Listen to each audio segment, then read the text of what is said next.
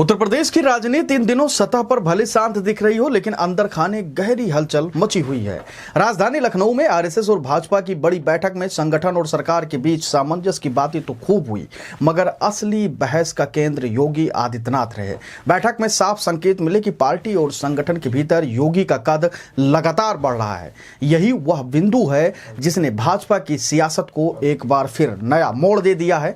आज योगी आदित्यनाथ सिर्फ उत्तर प्रदेश के मुख्यमंत्री नहीं है, बल्कि राष्ट्रीय स्तर पर भाजपा का एक ताकतवर चेहरा वो बन चुके हैं। उनकी सख्त प्रशासनिक छवि, हिंदुत्व की राजनीति पर पकड़ और जनता के बीच लोकप्रियता ने उन्हें मोदी के बाद सबसे बड़ा नेता के रूप में खड़ा कर दिया है। यही कारण है कि संघ और पार्टी दोनों ही योगी को आगे बढ़ाने से अब कतराना नहीं चाहते, लेकिन इस बढ़ते कद से भाजपा के भीतर ही कई समीकरण बिगड़ने लगे हैं। दिलचस्प बात यह रही कि जिस वक्त लखनऊ में इतनी अहम बैठक चल रही थी, उसी वक्त उप मुख्यमंत्री केशव प्रसाद मौर्य अचानक दिल्ली रवाना हो गए।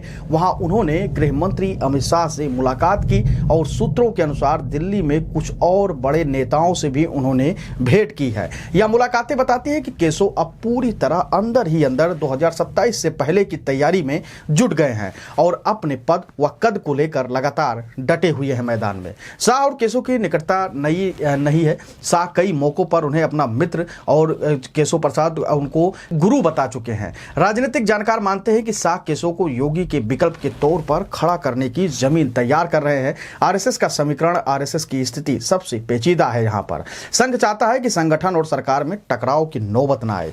योगी के बढ़ते कद से कार्यकर्ता उत्साहित है, लेकिन यह भी सत्य है कि योगी अपनी स्वतंत्र कार्यशैली के लिए जाने जाते हैं और कई बार संगठन के निर्देशों को नजरअंदाज कर चुके हैं। यही बात संघ को असहज करती है। संघ को लगता है कि यदि योगी का राष्ट्रीय चेहरा और मजबूत होता गया तो प्रदेश संगठन का संतुलन बिगड़ सकता है। ऐसे में संघ की रणनीति है कि योगी को काबू में रखने के लिए शाह और केशव जैसे नेताओं का काउंटर बैलेंस तैयार किया जाए। याद कीजिए 2024 के लोकसभा चुनाव के बाद जब भाजपा को यूपी में झटका लगा था, तब केशव प्रसाद मौर्य ने बयान दिया था कि संगठन सरकार से बड़ा होता है। यह बयान भले ही समान लग सकता था, लेकिन जानकारों का मानना है कि यह सीधा सीधा संदेश योगी आदित्यनाथ की ओर था। उस समय से यही माना जाता रहा है कि लगा है कि केशव खुद को योगी के विकल्प के रूप में पेश कर रहे हैं। सियासी गलियारों में यह पुराना किस्सा है कि योगी और शाह के रिश्ते सहज नहीं रहे हैं। शाह की राजनीति संगठन आधारित है, जबकि योगी आदित्यनाथ अपने जनाधार और प्रशासनिक ताकत पर भरोसा करते हैं।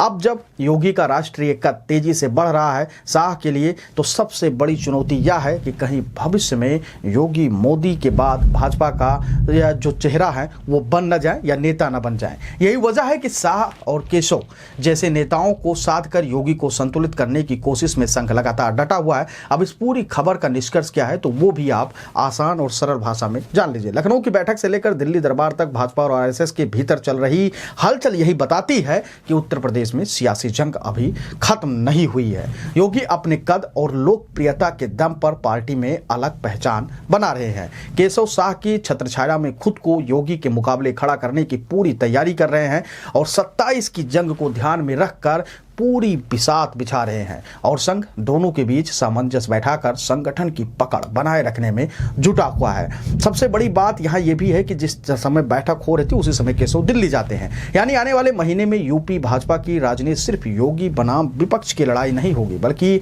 योगी बनाम शाह, केशव और आरएसएस की अदृश्य जंग भी देखने को आप लोगों को मिलने वाला है। वजह सब जानते हैं, दिलचस्प कहानी है ये सब, क्योंकि आरएसएस 3 दिन की बैठक उत्तर प्रदेश की राजधानी लखनऊ में किया था। यानी कि कर रहा था, कल ही उसका समापन हुआ और जैसे ही समापन हुआ वैसे ही शाह के पास केशव पहुंच गए। मुलाकात की, उन्होंने मुलाकात को शिष्टाचार बताया, लेकिन लोग मानते हैं कि यह मुलाकात कोई ऐसी वैसी मुलाकात नहीं थी, क्योंकि यहां पे देखा गया कि आरएसएस की जो बैठक थी उसमें योगी को तरजीह दी जा रही थी और ये बात शायद केशव को पची नहीं और वो तुरंत दिल्ली दरबार का सहारा लिए। अब देखने वाली बात यह होगी कि बीते कुछ दिनों में, आने वाले दिनों में प्रदेश अध्यक्ष की कुर्सी पर कौन बैठ बैठता है, क्योंकि लगातार उसको लेकर भी मंथन चल रहा है और केसों के कद और पद में किस तरीके से अमित शाह इजाफा करवा पाते हैं। आप अपनी राय हमें कमेंट सेक्शन में जरूर दीजिएगा और बताइएगा कि आपको क्या लगता है इस पूरी कहानी के पीछे, कि जब संघ और योगी के बीच ये मीटिंग हो रही थी तब केशव दिल्ली क्यों गए, और गए थे तो उनका मकसद क्या था। आप अपनी राय हमको जरूर दीजिएगा। धन्यवाद।